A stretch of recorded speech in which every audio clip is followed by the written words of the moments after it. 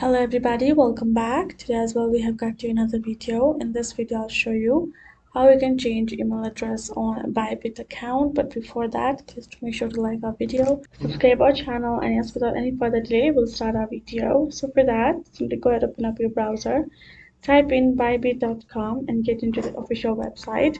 Now from over here, make sure you are signed in as well. Then simply go ahead and tap on this profile icon on the right section. Once you have done that, the menu options gonna pop up. From over here, tap on this option of settings. Now here in the settings section, you're gonna find plenty of options. From over here, simply switch to this option of account and security.